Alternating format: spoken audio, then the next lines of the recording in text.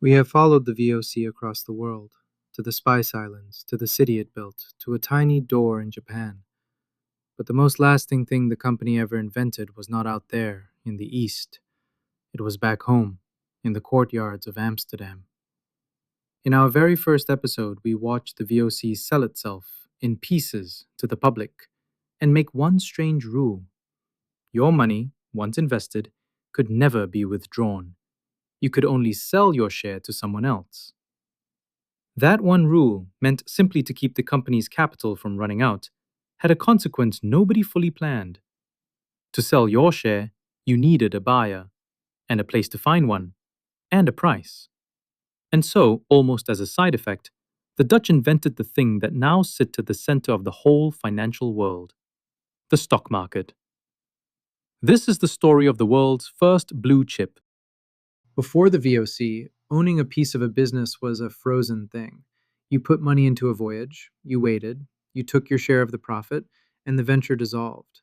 There was no easy way to get out early, and nowhere to go if you wanted to. The VOC's permanent capital changed that.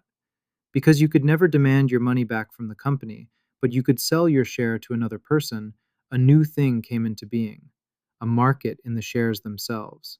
A place where, on any given day, you could turn your slice of the company back into cash, not by going to the VOC, but by finding someone willing to buy it from you. This is what economists call a liquid secondary market, and the VOC's was the first true one in the world for a company's stock. For the first time, a share had a life of its own. It had a price that moved from day to day. It could be bought in the morning and sold in the afternoon. Ownership of an empire had become a thing you could trade like any other commodity. And the moment something can be traded, someone will find a way to bet against it. Enter a man named Isaac Le Maire. He had been an early investor in the VOC and had fallen out bitterly with its directors. So, around 1609, he tried something audacious. He set out to make money not from the company rising, but from it falling. Le Maire and a secret group of associates agreed to sell VOC shares they did not yet own, promising to deliver them later, gambling that by the time delivery came due, the price would have dropped, and they could buy the shares cheaply to fulfill their promise, pocketing the difference. They spread gloom about the company's prospects to help the price along. This is, in essence, short selling, and a coordinated push to drive a price down has been called a bear raid ever since. The VOC's directors were furious, and they got the practice restricted. But the genie was out. Within a few years of the first stock existing, someone had already invented the art of betting it would crash. Le Maire's scheme depended on a clever idea: agreeing today on a deal to be settled in the future. And once Amsterdam grasped that idea, the cleverness multiplied. Traders began dealing not just in shares, but in promises about shares. Forward contracts, deals to buy or sell a share at a fixed price on a future date. Options, the right, but not the obligation, to buy or sell for a fee. Ways to bet on the price, to hedge against it, to multiply your stake without putting up the full sum. If those words sound like the modern financial world, that is exactly the point. The instruments that drive markets today, and that, mishandled, have blown them up, were being worked out 4 centuries ago around a single company's stock. The VOC share was the laboratory in which modern finance was first assembled.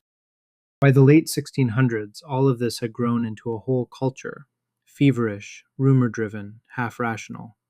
And in 1688, a man named Joseph de la Vega sat down and wrote the first book ever written about how a stock market actually works. He called it Confusion of Confusions, and it is a marvel because so much of it could have been written about a trading floor today. De la Vega described the greed and the fear, the rumors and the manias, the way a crowd talks itself into a frenzy and then talks itself out of one. He described traders selling things they didn't own and buying things they couldn't pay for, all on the strength of a hope. He understood, 300 years early, that a market is not only a machine of cold numbers, it is a crowd of frightened, hopeful human beings. And the very first market that taught that lesson, the one he was writing about, was the market in VOC shares. So what was it actually like to own this thing? across not a day but its long life.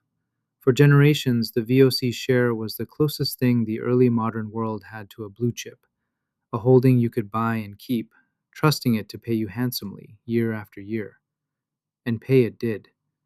By the estimates of later historians, and these are reconstructions, not the company's own neat figure, the dividend averaged something on the order of 18% a year over the VOC's long life, a remarkable return sustained across decades on a single piece of paper.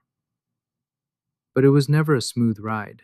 The same market that made the share so prized also made it wild. Prices spiked on good news from the East and crashed on bad.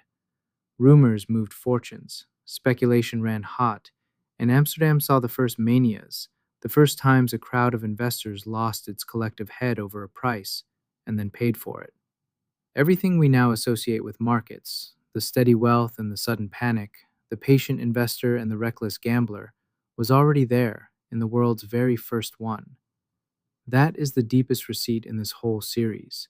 The VOC didn't just trade the world's goods, it minted the very idea of the tradable company, and with it, the stock market, the short seller, the bubble, and the blue chip.